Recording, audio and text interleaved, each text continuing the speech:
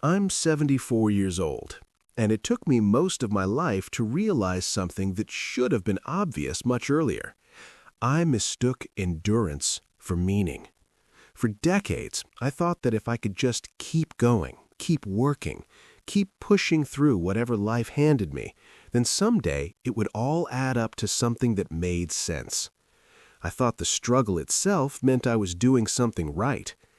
Now I'm sitting in a quiet house that used to feel too small for the life inside it, and I'm not so sure anymore.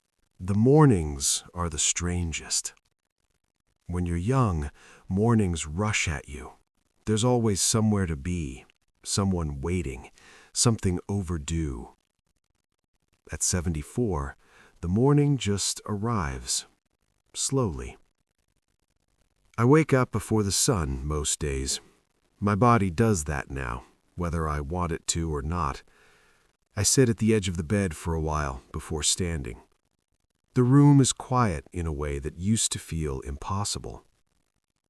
Sometimes I make coffee and forget to drink it. Sometimes I sit by the window and watch people walking their dogs, heading to work, carrying briefcases or backpacks. Everyone moving with purpose. I used to move like that too. And if you had asked me back then what my purpose was, I would have answered without hesitation. To provide. To endure. To do what needed to be done. Back then, that felt like the definition of a good life. I grew up in a house where nobody talked about feelings. My father worked at a machine shop, 12-hour shifts sometimes. His hands always smelled like oil and metal. He came home tired, ate quietly, and went to bed early. But he never complained. That was the lesson. You didn't ask whether something made you happy, you asked whether it needed to be done. And if the answer was yes, you did it. No questions, no drama, just endurance. When I was in my 20s, I carried that lesson with pride. I got a job at a distribution warehouse. It wasn't glamorous, but it was steady. Boxes, inventory sheets, forklifts humming through long aisles. The kind of place where the air always smells faintly like cardboard and dust. I worked hard. I showed up early, stayed late. Managers noticed those things. By the time I was 35, I had moved up to a supervisor position. A small office with a metal desk and a window that looked out onto the loading docks. I remember feeling proud of that window. Around that time, I got married. Her name was Diane. She had a laugh that made people turn their heads. Not loud, exactly, but warm. The kind of laugh that made a room feel softer. We met at a friend's barbecue. She asked me what I liked to do for fun, and I remember pausing for longer than I expected. Fun. I hadn't thought about that question in a while. I told her I liked fixing things around the house, keeping busy. She smiled like she understood something I didn't. We built a life together the way most people do. Slowly, quietly. A small house, 2 bedrooms, a patch of yard that took me years to figure out how to keep alive.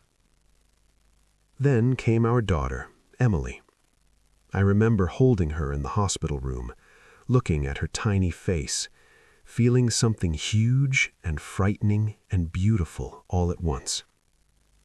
I told myself I would do whatever it took to give her a good life. And I meant it. The problem was, I thought the way to do that was to work harder. So that's what I did. Longer hours, more responsibility. I told myself it was temporary, just a few years of pushing through, just until things were stable, just until the next promotion, just until we paid off the house. Life, it turns out, is very good at turning just until into decades. Emily had her first school play when she was 8. I remember the date because Diane wrote it on the calendar in blue marker. But a shipment came in late that week, a big one. Something went wrong with the paperwork, and suddenly the entire schedule was a mess. I stayed late fixing it. I told myself there would be other plays. And there were. I missed most of them. At the time, it didn't feel like a choice. It felt like responsibility. That's the tricky thing about endurance. It disguises itself as virtue. You keep pushing, keep sacrificing, keep telling yourself that the reward is somewhere down the road. And because the world often praises people who endure, you never stop to ask whether the road is actually leading somewhere you want to be. Diane used to ask me sometimes if I could take a day off. Just one day, she'd say. Let's go somewhere. A lake, a small town an hour away, even just a long walk.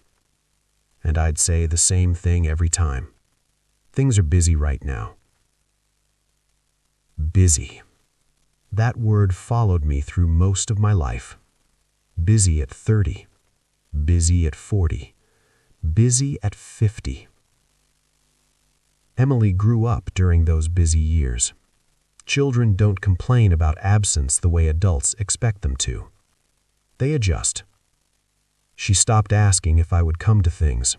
She'd just tell me about them afterwards.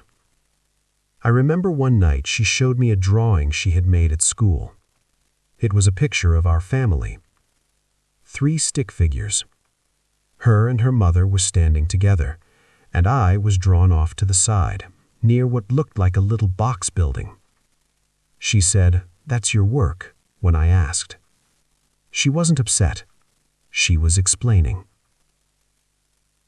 Even then, I didn't fully understand what I was seeing. Years passed. Emily left for college. The house got quieter. Diane and I started sitting at opposite ends of the couch some evenings, watching television without really watching. One night she said something I still think about. She said, "You know, I think you've been waiting for life to start." I remember laughing a little. "What do you mean? This is life." She looked at me for a long moment. "Yes," she said softly. "That's what I'm afraid of." I didn't ask what she meant. Maybe I didn't want to know. The turning point came a few years later. Not with a dramatic explosion, just a phone call. Emily had been in a car accident. It wasn't her fault. Someone ran a red light. By the time I got to the hospital, she was already gone. People imagined grief as something loud, but the first thing I felt was silence, a kind of hollow quiet that filled the entire world. I remember sitting in a plastic hospital chair, looking at my hands, hands that had lifted boxes for 30 years, hands that signed contracts and checked inventory lists and fixed leaking faucets. And suddenly it hit me. All the things I had endured, all the years I had pushed through, none of them could buy back one conversation with my daughter. Not one missed school play. Not one ordinary afternoon I had traded for another hour at work. Endurance hadn't protected anything. It simply filled time. Emily's room stayed exactly the same for a long while. Diane would go in there sometimes just to sit. I avoided it. I told myself it hurt too much. But the truth was simpler. I didn't know how to face the life I had postponed until later, because later had arrived, and the person I meant to spend it with was gone. Diane and I lasted another 3 years after that. Grief changes the shape of a marriage. Not always with arguments, sometimes with distance. One evening she told me she was going to stay with her sister for a while. A while became permanent. We weren't angry with each other, just tired. There are things that break loudly, and there are things that fade. Our life together faded. Now I live alone in the same house we bought all those years ago. The yard is smaller than I remember. The rooms echo more. Sometimes I walk through the hallway and pause outside Emily's old room. It's empty now, not because we cleaned it out, because time eventually empties everything. What I understand now, at 74, is that endurance is not the same thing as meaning. You can survive almost anything. You can push through long hours, difficult bosses, tired evenings, quiet disappointments. You can endure a life. But endurance alone doesn't make that life full. Meaning comes from attention, from presence, from the ordinary moments we assume will repeat forever. A child asking you to come to a school play. A spouse asking if you want to take a drive. A quiet Sunday afternoon when nothing urgent is happening. Those moments don't look important while they're happening. Endurance always tells you there's something